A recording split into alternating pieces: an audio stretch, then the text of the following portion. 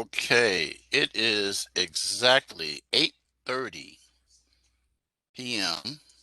Central Standard Time, and welcome to week number 5 of Drugs and Crime. And you guys should be well aware that there's only one more week to go, and that is uh, next week.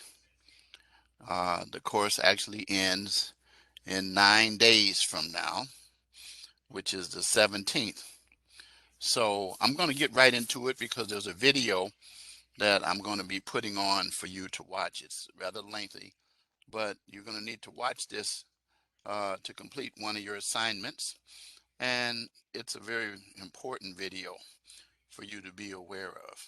So let's first of all share my screen.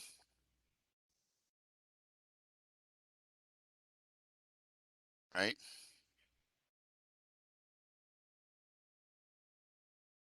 So let's start out with the student preview.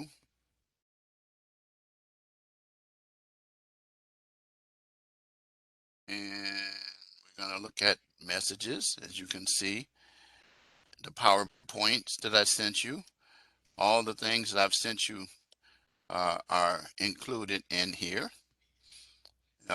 including Senate Bill 3023, which we'll talk a little bit about tonight. And it's important for you to be aware of that, the deflection law. All right, so now let's take a look at the grade book. In fact, let me get something that I need. Okay, I got it now.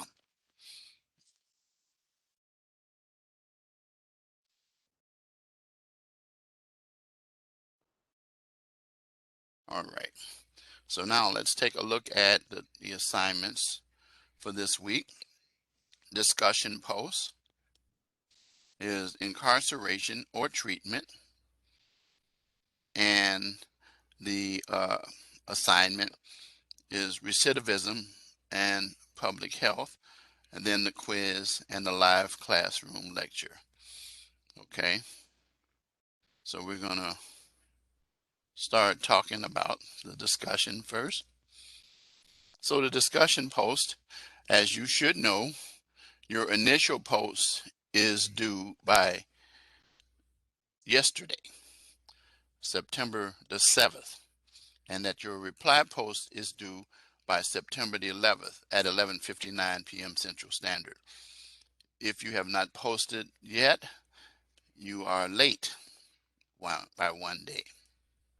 So in this, you're going to look at these instructions up here, and you're going to conduct research to learn about alternatives to incarceration for drug crimes. So for your first post, you're going to identify and discuss an alternative that you believe is better or more effective option than incarcerating a person for a drug offense. And then you're going to deal with all these issues that are mentioned. That's due yesterday. For Saturday, do you respond to a student with a different alternative and compare and contrast your comments, and finally discuss whether the criminal justice system is too lenient to those who violate the conditions of their release. Citations are not required, but are welcomed. And then here's a guide to help you with your discussion posts as well. Okay. So now let's look at the written assignment,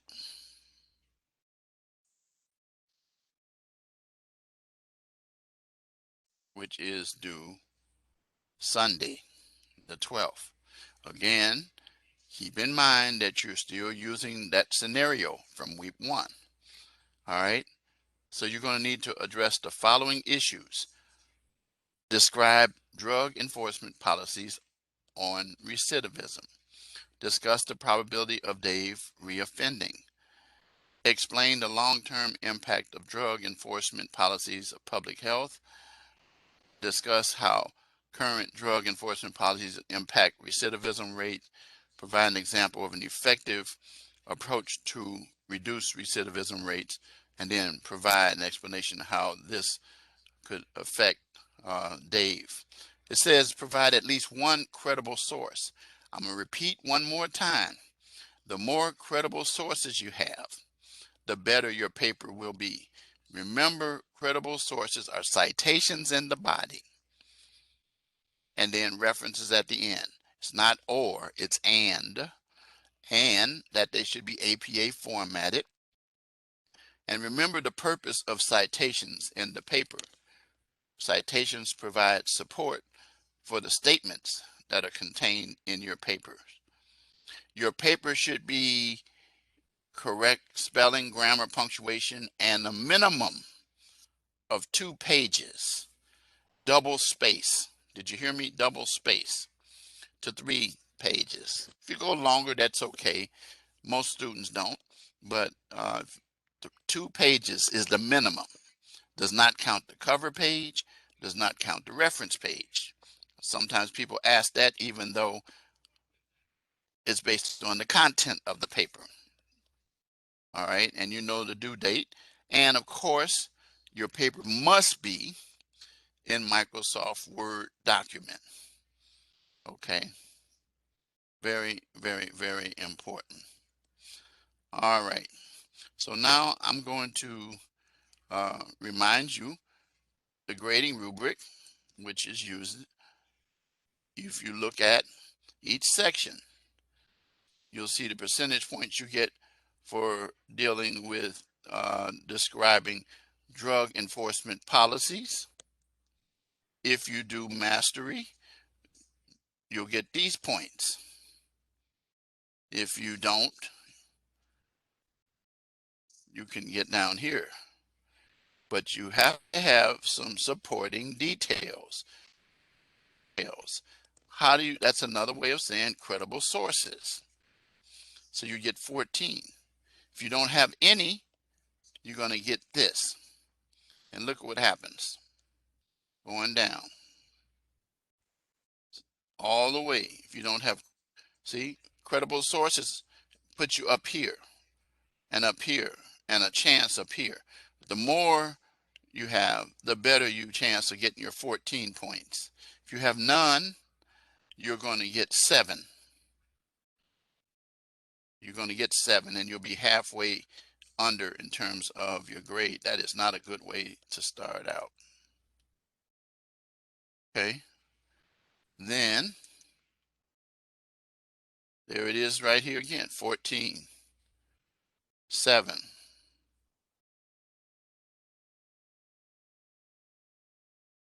Recidivism rates. Again, you have to deal with explaining how it affects Dave and give an example of an approach to reduce recidivism rates. Citations are required to support your statement. If you have none, you're going to have 7. Then we come down to this part. No credible sources, you end up here. Okay. And then finally, APA 2-page, at least 2 pages. If you have less than 2 pages, you're going to drop all the way down to here. All the way down to here. So that's how you mess up by not following those. All right. So now let's get out of the student preview. And let's go back. And let's see the rubric that I always remind you of, showing you the full thing. Here it is.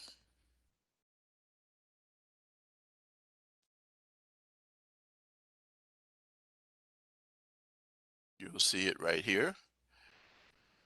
I was showing you how you get mastery. Okay, all the way down.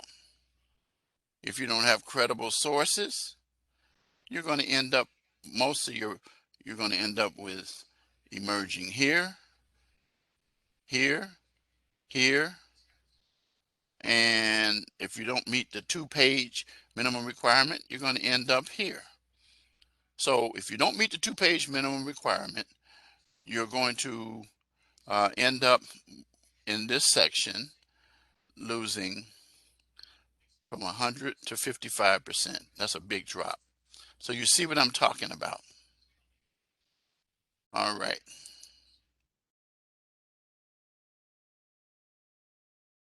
All right, so now let's get to the quiz. As you already know how that works. I do recommend trying to do the quiz last, but that's up to you. Then your live classroom recording. Of course, if you're coming to this class, you're going to click on this, but then it'll be replaced. By the time those of you who don't come see it, it will have the new link in it. Okay, then we're going to talk about the due date, which you know already is Sunday for the key phrase that I'm going to include. And so I'm going to talk about this right here real quick, and then I'm going to show you this video. So now let's go right into looking at drug addiction. Okay, so as you have gone through these last 4 weeks, we've dealt with the fact that there is a real problem with individuals committing crimes to support their drugs and using methamphetamines and all kinds of things. And so you have discovered that individuals can innocently find themselves caught up in this scenario, or as I call it, a wheel, and can't get off by starting out with painkillers and abusing the use of those painkillers. That's why I don't take them very often, because you can get addicted to them, you know, and then you can gradually end up with heroin. And so, and then it gradually puts you in a stage where you find yourself in an epidemic stage with opioids. And it's a public health problem, as I already said. It's not a criminal problem, it's a public health problem, but crime is in there, as we've discussed before.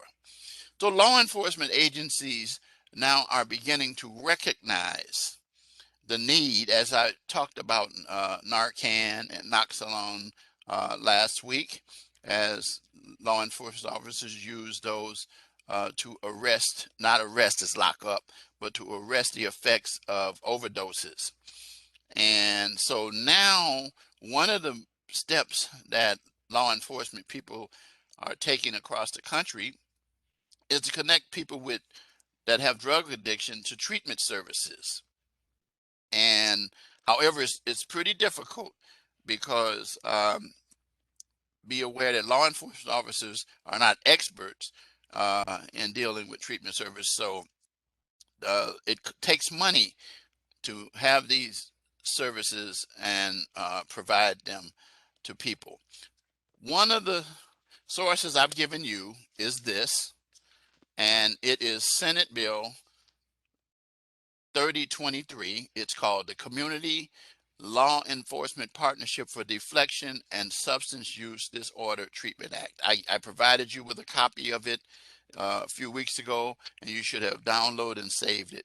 It is now law in Illinois, and it gives police and community um, uh, and authorizes, encourage them to create programs that deflect individuals who have overdosed or who have substance use problems away from the criminal justice system into the addiction treatment center.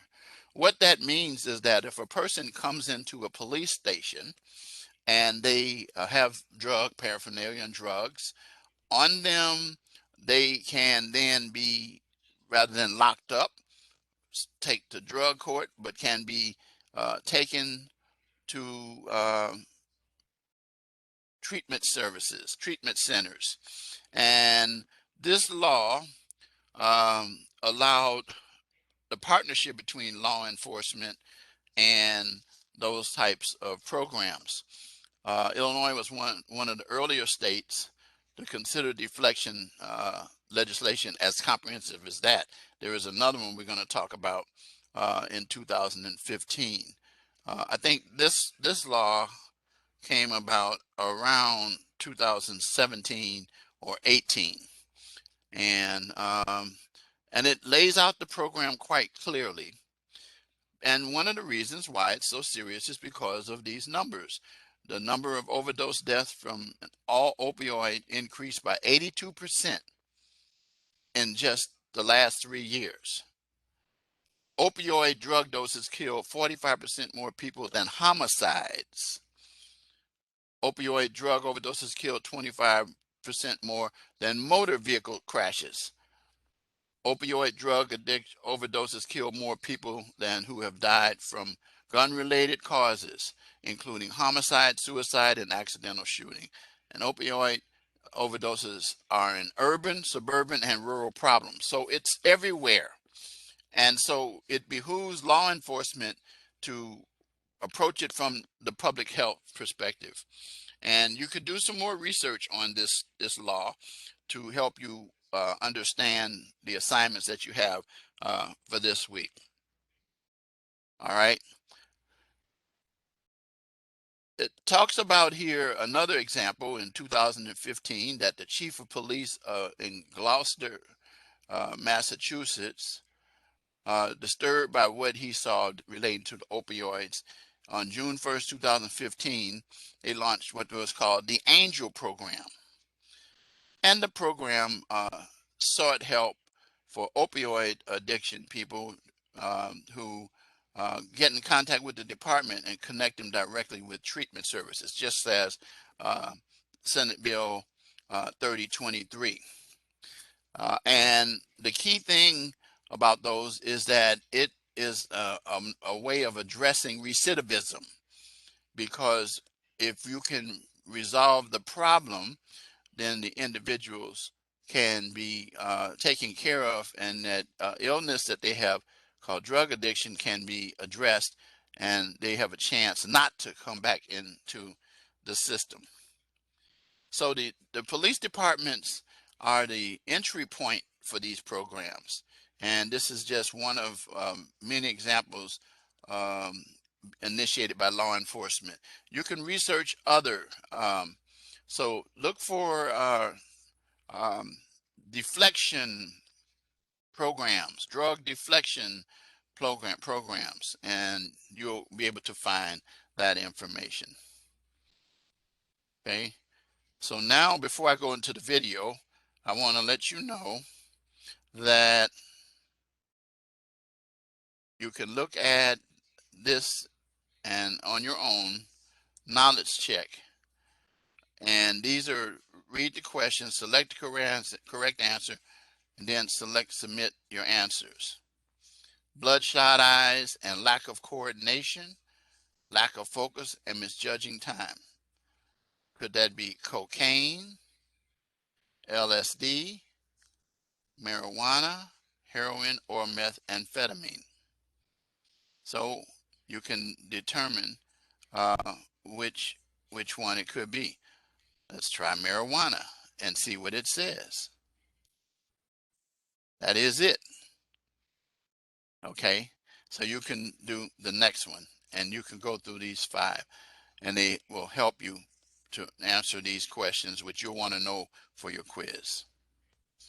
Okay, so you go through each of those practices. All right, so now I'm going to immediately now get you prepared to watch this very detailed video.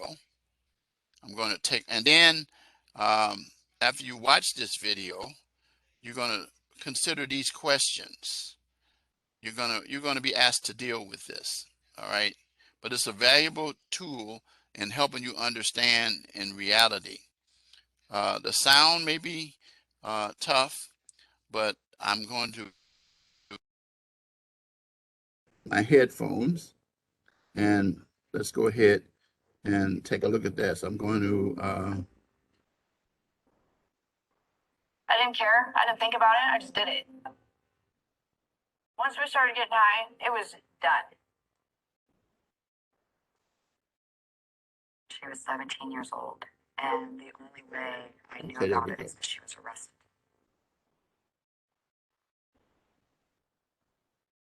Started smoking pot around 18, and I was always offered prescription drugs, and I never would take them. Then I was in a car accident. I was running down in the middle of the night to get some water, fell down the stairs, landed on my back on the wooden floor.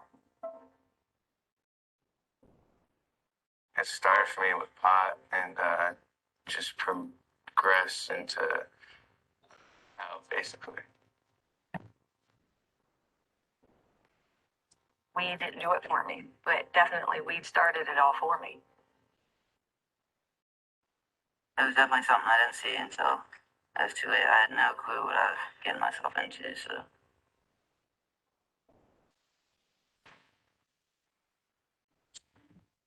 Started taking 3 at a time, and then I was taking 4 at a time, and then I started taking. I became addicted that day. When you're getting high, it's not just a drug. You're hooked. $500 going. He was a convicted felon at the age of 18. I had maggots in my leg, turned to prostitution. Stealing from my family. Married, mother of 3, and I'm tripping. Take you to hell, man. It's not just a little pill. It takes control of you. I started using heroin, same heroin that just killed me. You can't go back and say I'm sorry. And it will win. It will get you. Her sister found her. Died in her sleep. My daughter, she's dead. Being addicted to opiates is like chasing a dragon. You're constantly seeking that first high. But what's going to happen if you actually catch it?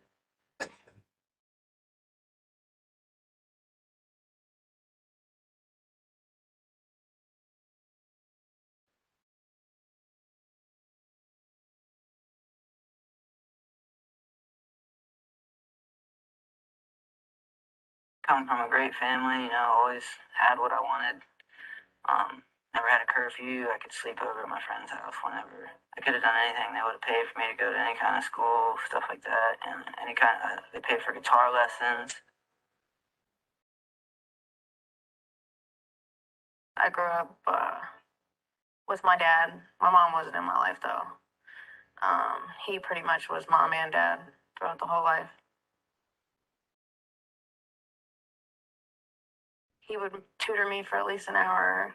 On the weekends, we'd go out, we'd go camping, we'd go out on the boats. We always had something planned. She started in gymnastics when she was like a toddler, and she was a cheerleader through middle schools, high schools, and she was also a competitive cheerleader. She started competing probably in 7th grade. She was a very good student. She was in AP classes, AP honor roll. Worked myself up through the years with minimal college to a position. I worked as a corporate account executive. I was making about an average of $122,000 a year.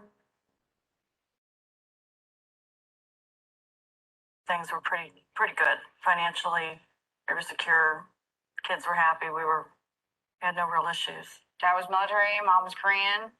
Everyone I grew up with was the same way. Everyone's parents was military and Korean parents. Korean mom.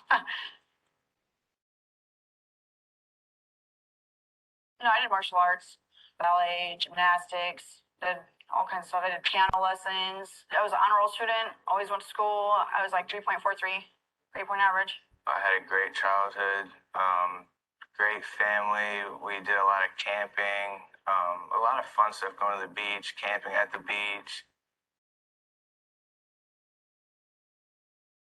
Very active in scouting, Boy Scouts, and something my father, me and him did together, a couple days before my 18th birthday. I actually got my Eagle Scout, which was a big accomplishment for me. I met my first husband when I was very young. I was 13. And then we got married at 17. So I got to grow up pretty quick. I was 22 years old, and that's when everything started. I got pregnant with my youngest daughter. Once I had her, they gave me Oxycontin. That was the pain medicine. From then on, that's where my addiction started.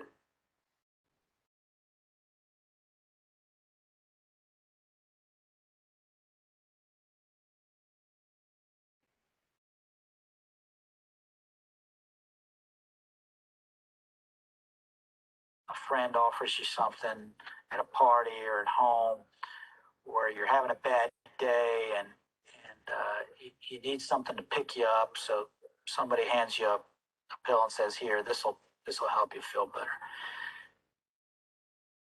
That's how this problem always starts.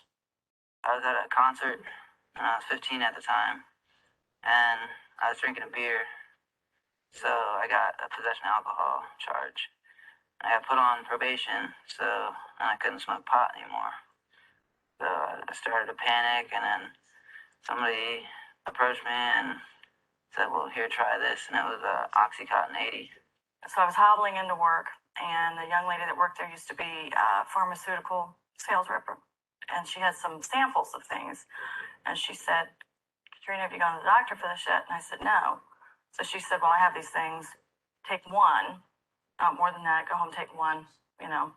And I had a habit every night where I'd go home and have a glass of wine. So I went home that night and I took what she gave me, but instead of taking one, I took two because I didn't even know what they were. And took the two, had my glass of wine, and all of a sudden, it just triggered something in my brain, and I would say I became addicted that day. I think the new friends had a really, really big impact. You know, when she got to that fork in the road, you go left or you go right. And I think at that point, the friends helped pick the road that she chose. This sounds really appealing. I'm going to try that.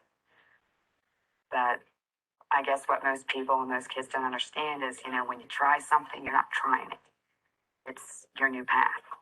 I just like the feeling of certain things being high. It wasn't like I'm depressed, so I'm gonna take this to make me feel better. It was kind of like, I'm feeling good, I'm gonna try this to see if I can feel even more better. Started taking 3 at a time, and then I was taking 4 at a time, and then I started taking like 6 at a time.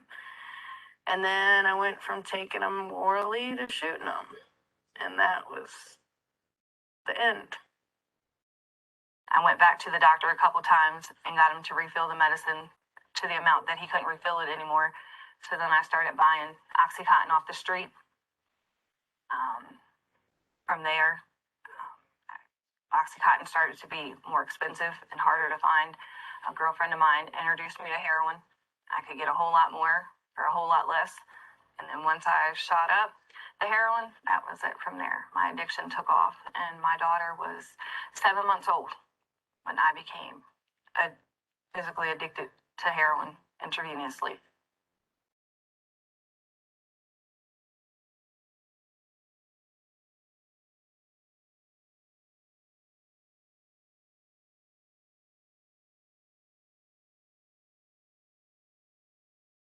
I never hesitate to ask them all which drugs they've tried.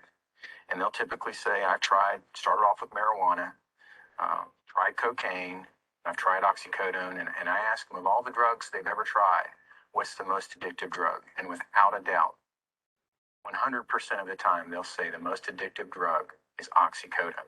You know, the drugs, I feel like it took my mind over, made me do things that I, normally brought up not to do, and it just turned me into a monster. I just went in my medicine cabinet. My buddy's like, "Oh, hey, these will get you high. Let's do some." So I was like, "Okay, you talked me into it right here. I don't have to pay anything, sure." It doesn't even have to be a drug dealer. It could be right in your house. And next thing you know, you're hooked. My friends in the beginning were the friends that didn't do anything, and then I met the crowd that did do stuff. You are who you hang out with. That is for sure. These kids go into it as, I'm just going to go to a party and, hey, they're doing this over here. Let me, I want to fit in. Let me do it a little bit. And it's the devil. It gets you. It's that temptation. Hey, this is a fun party over here. It'll suck the life out of you. All I wanted to do, if it had been in front of my face, is do it. It's not just a little pill. Respect the power of that, of that pill. It's just because it's a prescription, it is every bit as deadly and every bit as addictive. I worked at a daycare taking care of other people's kids, I drove the daycare bus. I had to take their children to school. But before I could drive their kids to school, I was in the bathroom of the daycare crushing up pills, snorting them, so I could go about my day. The whole time you're sitting there saying you're not a addict, you're not addicted, guess what? You are. Because why are you taking that hit saying, nah, dude, I can quit when I want? You know, you're addicted. So you're like, oh, I only smoke weed. I'm not addicted. It's natural. Whatever. Tell yourself, whatever. Oh, it's legal now. Oh, God. You know, whatever. First time somebody uses an opiate drug, the euphoria that they get is something that they continue to search for and seek for. So while you could do that in the beginning by just chewing on the drug, over time you can't get that high anymore. So now you have to take it up to the next level. And nobody sets out thinking that they're going to end up being a needle user. But every one of those needle users will tell you that they couldn't get the high anymore doing it the way they were doing. Heroin became my best friend. Heroin became the love of my life. I put heroin before my family. I put heroin before my children. And I thought that I couldn't do nothing in life anymore without heroin. There's absolutely no difference between, in my mind, a heroin addict and a pill addict. We both will do anything to get it. Break the law, do whatever. You're both addicted. You both go through the withdrawals. You both go, it's the exact same thing. It's everywhere. It's in your cabinet somewhere. It could be in your grandparents' cabinet. It could be your friend's mom's cabinet. It could be anywhere. That's pills. But, well, heroin could be in a drawer somewhere. Who knows? It's all the same. One's just prescribed to you, and one you go cop on the street. There's no way to say no with the opiates. It's hard. I can tell myself no, no, no, but my body, as soon as you think about it, you get anxiety, your palms start to sweat. You know, your mental ignores your physical part of it. I am very angry. And one of the things I'm most angry about, and I tell her all the time, is that drug was so much more important to you than me. And I'm the one that can help you. I'm the one that helps you. I'm the one that supports you. I'm the one that'll always be there for you. You need something, I'm going to be the one to take care of it for you. But something that literally destroyed everything good within you was so much more appealing. Wanted that so much more than anything I could offer. And I'm angry. I am angry about that.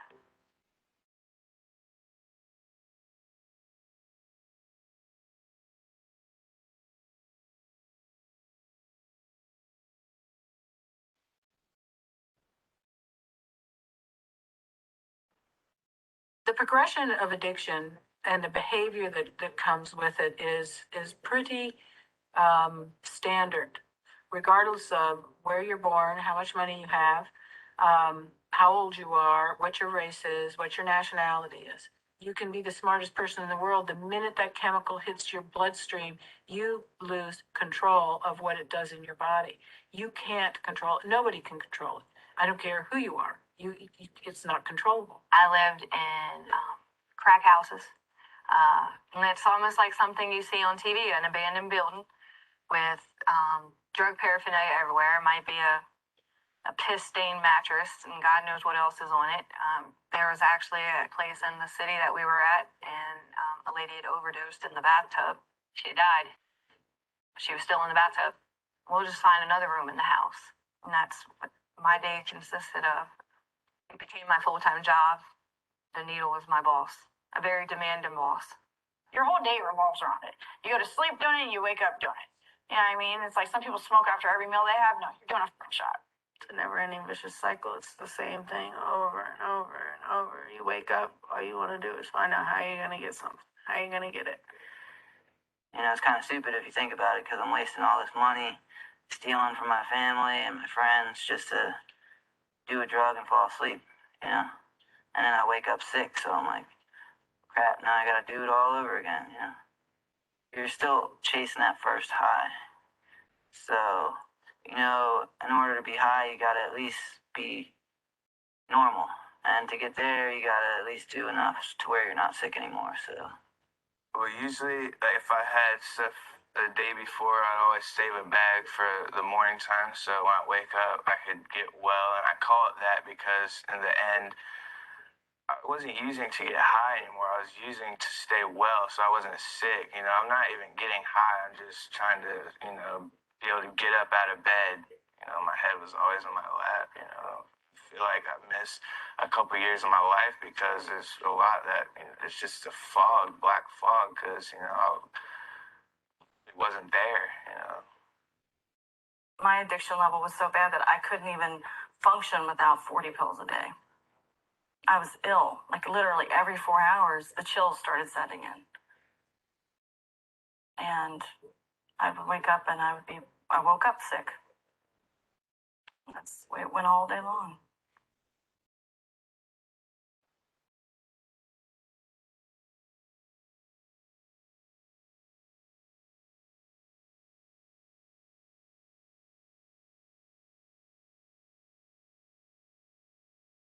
How do you know you're an addict? It's when you're doing something that you know is not good for you, that's harming you, but you can't help yourself. When your relationships are starting to fall apart around you, and you don't care, and the only thing that's on your mind is about how to get the substance and how to get to the next high, you're an addict. You can't maintain an opiate addiction and a normal life for very long. I felt like after my first year of using it, I actually got physically addicted to where I actually needed it to wake up and get out of bed, start moving around, take a shower. And that's when I started, stealing from my family, friends. Whatever money I had in my pocket was all going to it. If I got a $500 paycheck, $500 going to dope. Because you always tell yourself, whenever you're using drugs, and especially it's like a super addictive one, I'm not addicted. But you're addicted. You know what I mean? Like, you're fucking addicted. You're in denial. You might not be addicted at that point in time, but you're going to keep using, and a month later or 2 months later, you're fucking addicted. At one point, my husband said he would stop putting gas in the van so I could drive the distance to the city to get my drugs. And I said, well, I'll show you. I'm going to move to the city. So I don't need my van and I don't need gas money because the dope dealers are going to be living right here with me. And that's what I did. I ran away from home. You will be high and put yourself in situations that you will get hurt. Someone will take advantage of you. To be knocked out, it's going to happen. You're going to get hurt. some people who have money and they don't have to steal for it. And then you meet other people who, just pawn their family's TV and is coming to get high and then deal with the consequences later. She stole checks from her grandmother and signed them. She stole my debit card. If it wasn't nailed down, it was in the pawn shop. She spent $800 a week. My daughter, who had,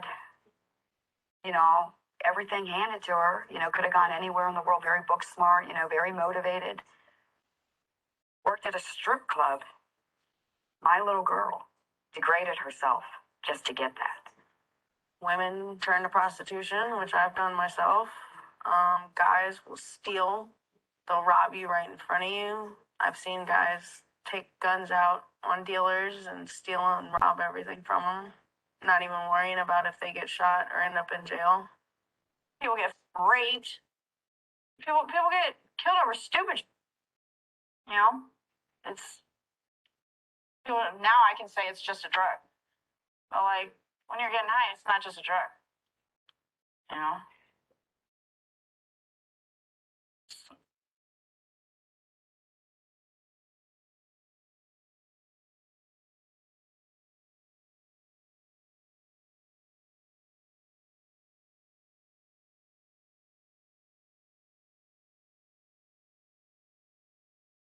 Best thing that can happen to someone who's addicted to oxycodone is that they can be arrested.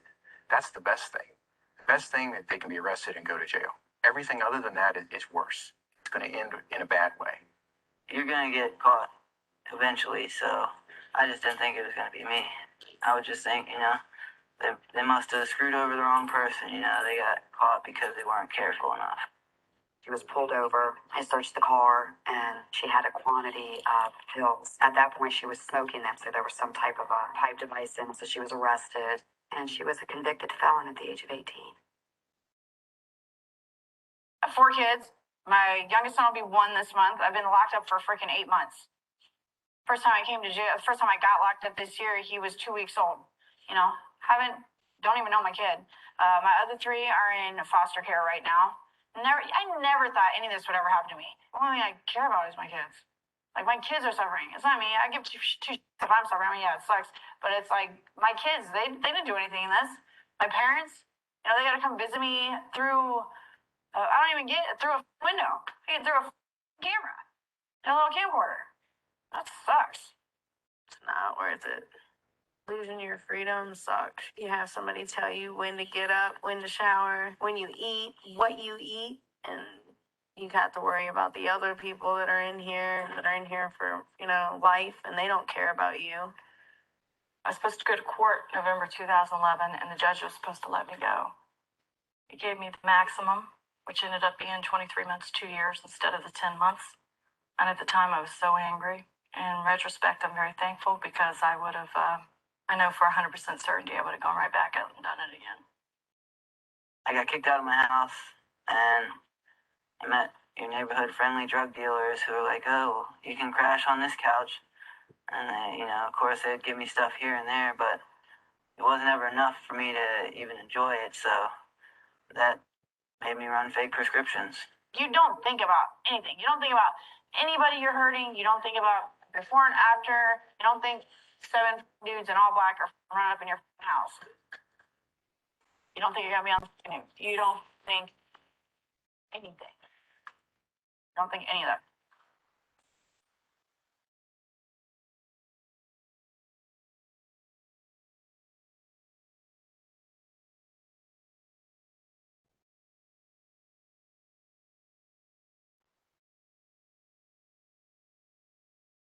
Every generation seems to have their drug of choice. Unfortunately, this generation seems to have found prescription opiates as that drug of choice. And even more unfortunately, the consequences of those drugs are far more devastating than anything else we've seen in the past. Chemically and physiologically speaking, there's very little difference between oxycodone, morphine, and heroin. It's just that one comes in a prescription bottle and another one comes in a plastic bag. In the beginning, I would always try and get pills because you know what you're getting, it's always going to be the same thing.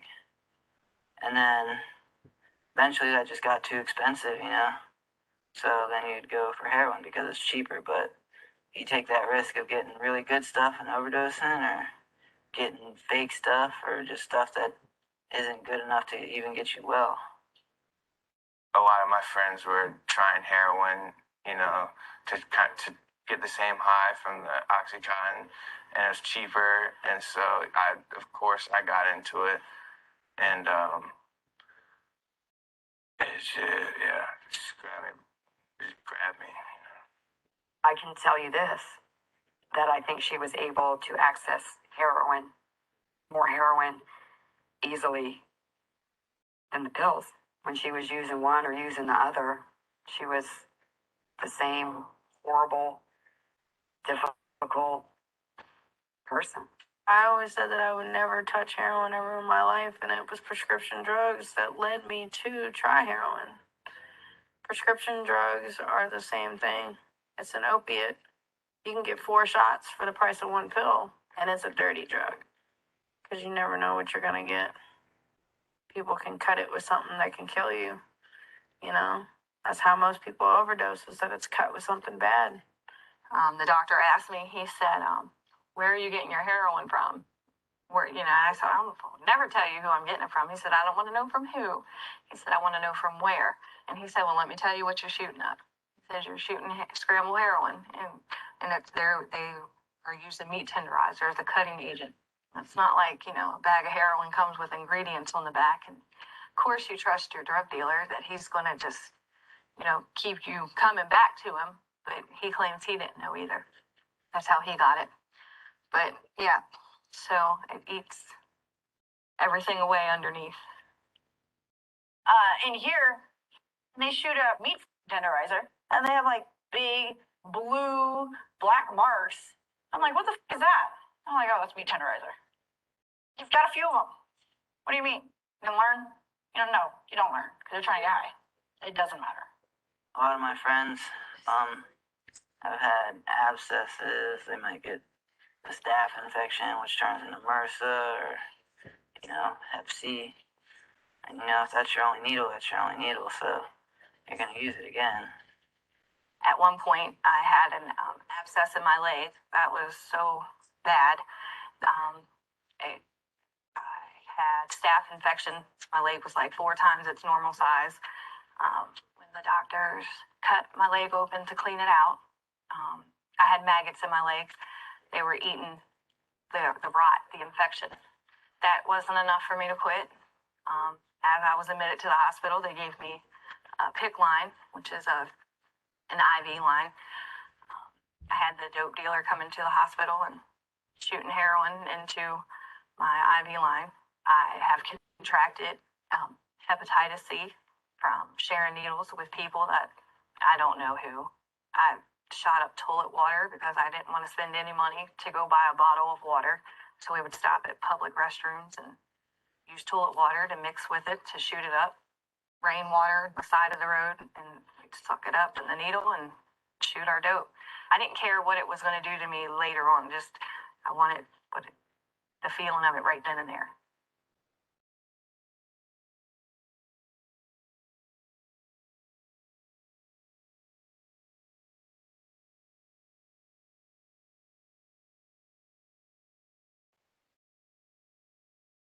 Withdrawal for the individuals that are taking the heroin that's available now looks like extraordinary physical, muscular pain. And very few people can actually manage it. You know how when your whole body hurts when you have a flu, and like just it's like 15 times worse than that. Opiates, you're getting sick. I don't know who the you think you are if you think you're stronger than some dope, because you're not. You know what I mean? Your body's gonna give in, your mind's gonna give in, your judgment's gonna give in, you're gonna bow. And that's just the way it is. The way it is. That withdrawal is You feel like you just want to die when you're going through that. At that point, you're willing to do anything to get that next high so you can just feel normal. I mean, I remember her in her room crying and just busting her room up, screaming at me, just get me a little. Just get me a little so I can stop. No. Feels like your skin's crawling and you can't sit still, and you'll do anything to make it stop. you can't move. You constantly sneeze. Your whole body aches. It hurts. People are crapping on themselves. People are puking on themselves. People are doing both at the same time. You would probably rather be dead than have to actually go through a withdrawal. It was horrific. I was sitting on the toilet, diarrhea, vomiting on the floor, so weak I couldn't even move. I just lay there like I don't want to eat, drink, nothing. It's just something that I never ever want to experience again. It is the worst feeling ever. I wouldn't wish that feeling upon my worst enemy. That's how bad it is.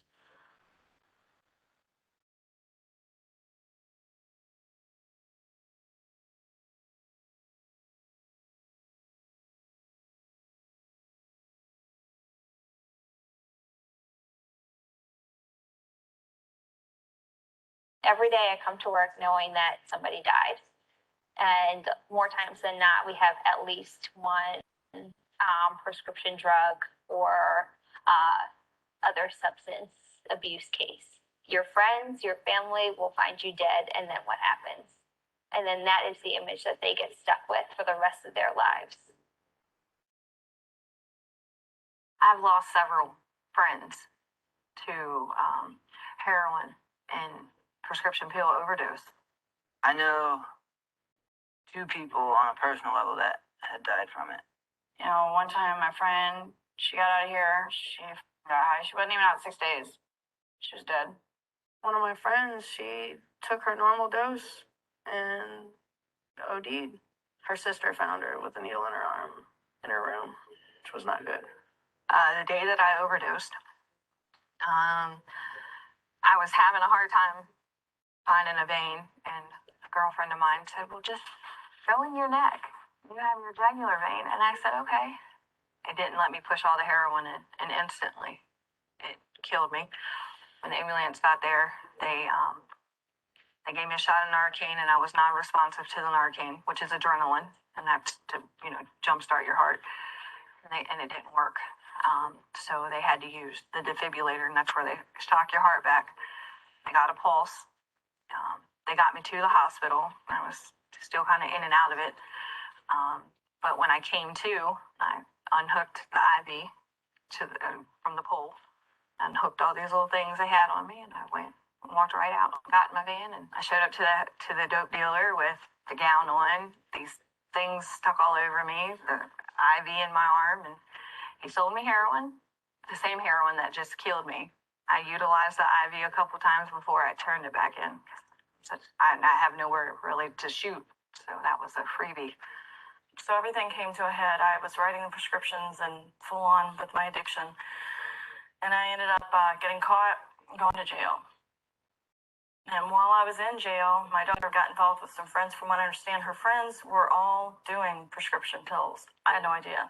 I didn't even know it was a problem. I just thought it was my problem.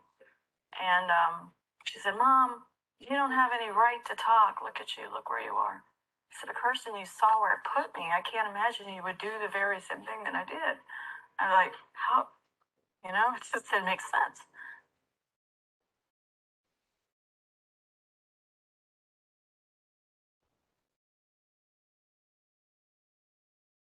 My mom, I would go to the doctor's office every time with her. Well, I told her I'd go in for her. And usually it works because she'll go in for me and ask for my prescriptions and they get it to her.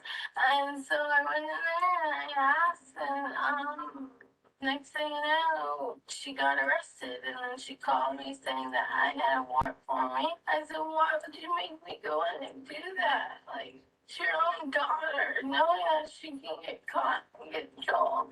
And she said that she was sorry because that she didn't realize how bad her addiction was. Help, Kirsten. When I talked to her, she didn't even say goodbye. She must have nodded off the phone because I heard like and that was it. It was Saturday afternoon. I was in the jail, and they came down and told me they needed to see me. And I went up, and because her father and I were both arrested for the same thing, we were both there. So I saw him coming, and the detectives came and told us that what had happened, the parent overdose, and that she was, initially they said she passed, and then they said she was in ICU, struggling for life. They wanted me to talk to the doctor. The doctor recommended I disconnect all life support, and I refused.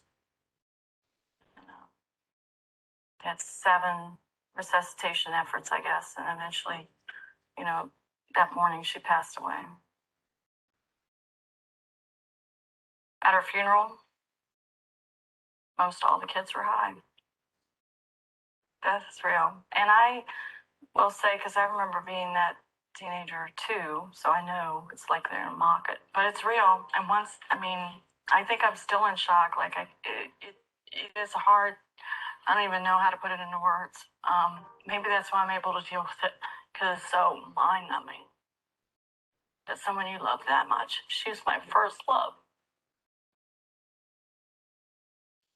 Someone you love that much, you can lose like that, and you can't go back and say I'm sorry or set a better example or talk them out of it, And I know she didn't want to go. I know that's not what she wanted. I know that she had, all these things that she wanted to do, and I know that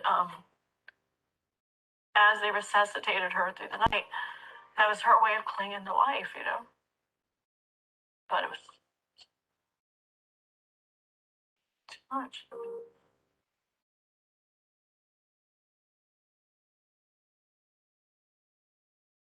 I love my children more than anything in the world. I will walk through fire for them. And I know a lot of parents feel that way. But you can't feel that way. You have to understand what you're dealing with is not your child. I put my own child in jail to stop her from this. And that's not an easy decision to make. It's not a fun decision. Nobody wants to know that their little girl's sitting in jail. But she was 7 months clean, eating healthy, getting her rest, no drugs. My son, my nephew, my mother, and I went to get her. She came out and she was healthy. Everything was great. Everything was great. There were no problems, no fighting, no talking about, Mom, I'm feeling funny. I need to go to a meeting.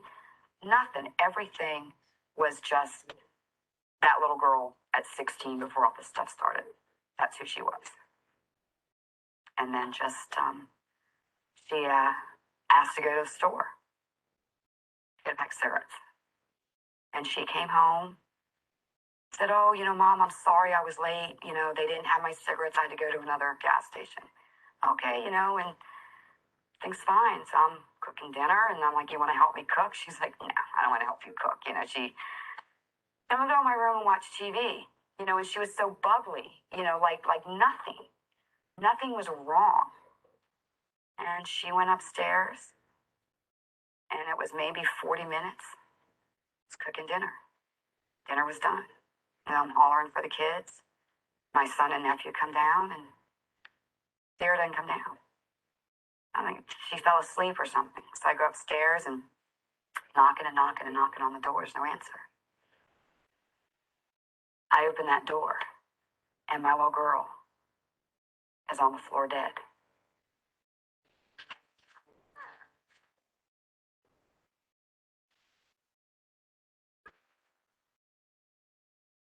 And I remember when I pushed on her chest, I heard that last breath. I was in my kitchen cooking dinner, and that happened 17 steps up, and I had no idea that when she left this house, that was going to happen. And I spend my Sundays looking at a gray headstone in a patch of grass. I will be spending my Christmases there, her birthdays there, all my holidays. Because she took that wrong turn. My girlfriend Sierra, she passed away a year ago this month, and from heroin, and that's a constant big reminder in my head that if I even pick this stuff up once, it's gonna kill me, and there's not a day that goes by that I don't think about her, and not a morning that I wake up that I don't wish that she was laying there beside me. She was my best friend. We went to high school together.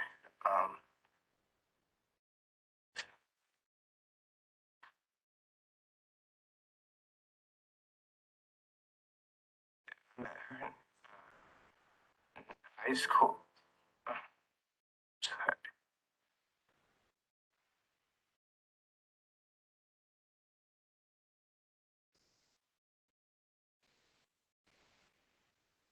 I just miss her a lot.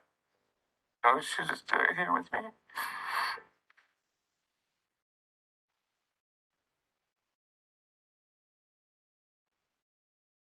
Sarah came home February 12th. Sarah died February 18th. Got out, still calling her. Still calling her. It's that powerful that you could spend 7 months clean, and being educated on nothing but how to beat it, how bad it is for you, all this. In the last 6 days.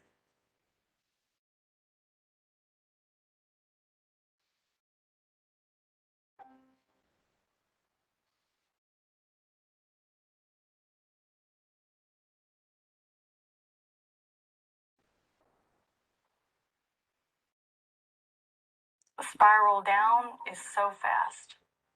You know, it doesn't take much. And I lost everything.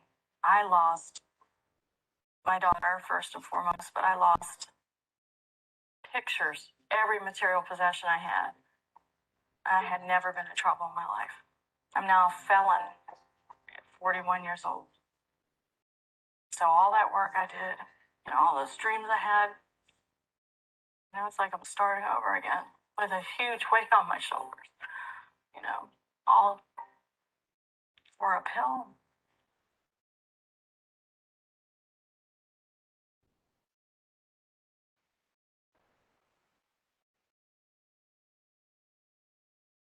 My dad doesn't even trust me anymore, which is hard because my dad's always trusted me my whole life.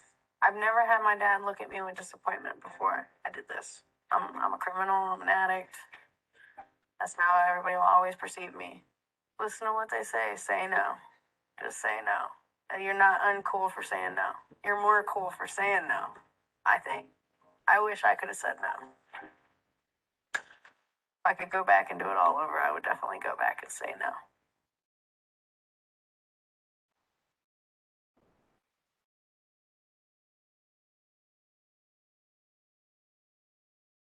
I didn't feel like I was physically hooked, but that's because I never gave it a chance to stop.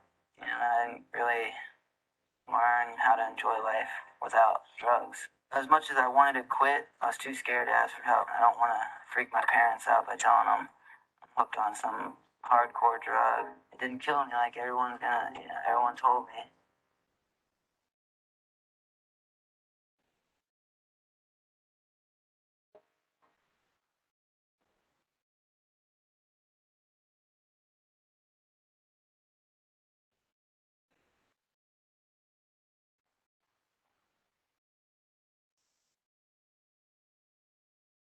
It's not worth it. And it will get you. You're no different than anybody else. It will destroy your life. You will end up in a jail, you'll end up dead, or you'll be in some crazy institution for the rest of your life. And that's serious and that's for real. And it took me coming to jail and being incarcerated. And it took me missing my mom's funeral, missing my children grow up. It's taken all of this because nobody in their right mind would turn their back on their dying mom for a drug. I want to be that loving and caring mom that my mom was to me, to my girls. I don't want them to hate me, to resent me. I don't want them to be embarrassed by me anymore.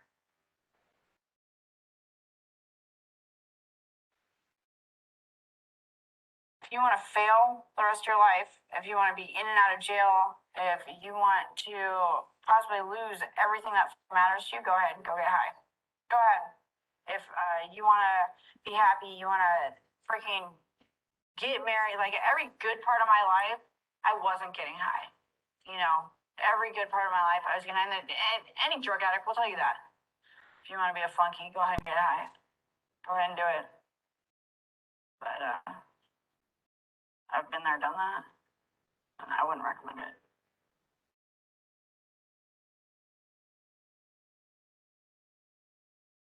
Sierra did not take life for granted until they started using. It is much stronger than you, and it will win.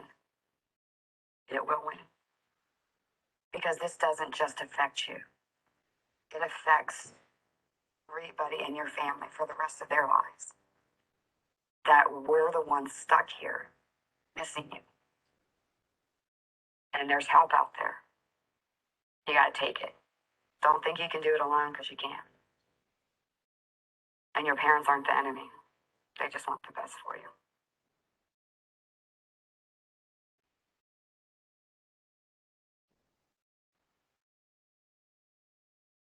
It's something I want to deal with for the rest of my life. You know, to be honest, I actually it's about a month ago, and used for about a month, and I have a week. I had a week clean on Wednesday, and you know that's something that just shows how powerful this disease is. For me to lose somebody a year ago, not even a year ago, using it. So powerful this stuff is. I was just gonna try my best to stick with it, because I know it will kill me. And, just something I gotta work at every day. It'll take you to hell and back, and if you're lucky, you'll make it back. It's just not worth it at all. If I could go back, and if I knew what I knew now about this, and if I could go back, I would do it all different. Starting with that first pill, I wouldn't touch it.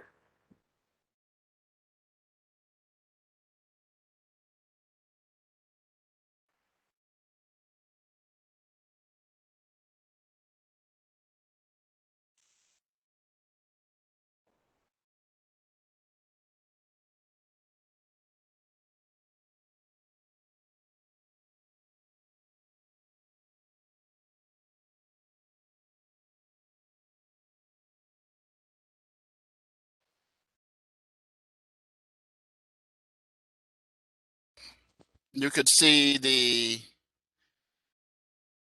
devastation of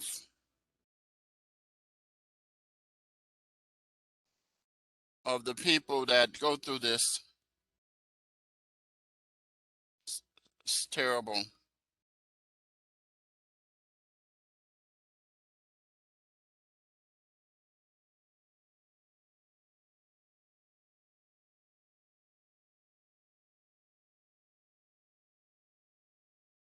Yeah, this is absolutely um, a tough thing to have to deal with.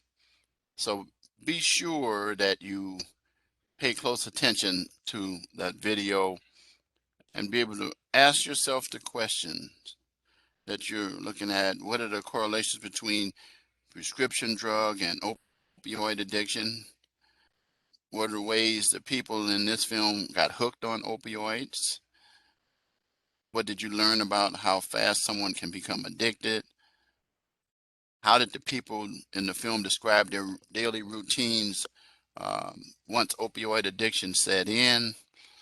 What were the main reasons users switched from prescription medication to using heroin? And then finally, what were some of the health consequences of opioid abuse discussed by the persons in the video?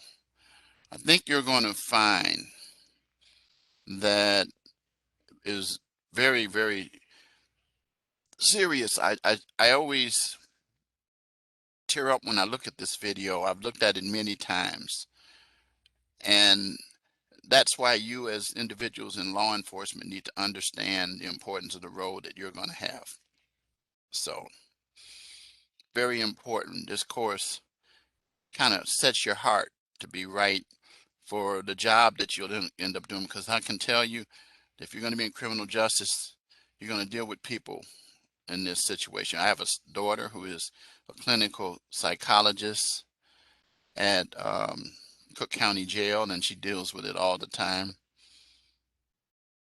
Um, Law enforcement officers tell me they deal with it all the time, and it's really a challenge. So anyway, I'm going to say good night to you, but before I let you go, I'm going to give you the key phrase that will help you get your points for week 5, and that is very simply something that you probably should already have a feel for, and that's give me chasing the dragon. Chasing the dragon to get your points. I'll see you next week with the final session on next Wednesday, the 15th, because the course actually ends next week on the 17th. Okay, I didn't show you the calendar, but you can look at the calendar every other week and you'd see that. Good night.